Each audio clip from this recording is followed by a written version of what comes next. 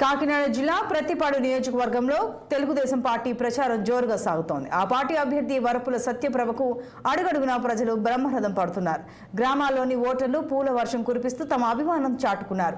ప్రజల అభిమానానికి రుణం తీర్చుకుంటానని తన భర్త దివంగత నాయకులు వరపుల రాజా ఏ విధంగా ప్రజలకు అందుబాటులో ఉన్నారో అదే విధంగా తాను కూడా ఉంటూ ప్రతి ఒక్కరి కుటుంబంలో సోదరిగా మసులుతానని సత్యప్రభ తెలిపారు. సైకిల్ గుర్తుపై ఓటేసి తనని గెలిపించాలని విజ్ఞప్తి చేశారు. ఈ పర్యటనలో టీడీపీ జిల్లా ఎన్నికల కోఆర్డినేటర్ సాహనా సతీష్, నాయకులు తమ్మయ్య బాబు ఆమె వెంట నడిచారు.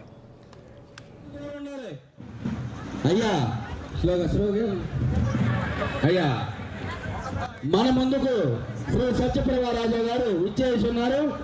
వారికి ఘన స్వాగతం పలుకుతూ తమ అమాన్యమైన ఓటమితోను సైకిల్ గుర్తుపై వేసి అయ్యా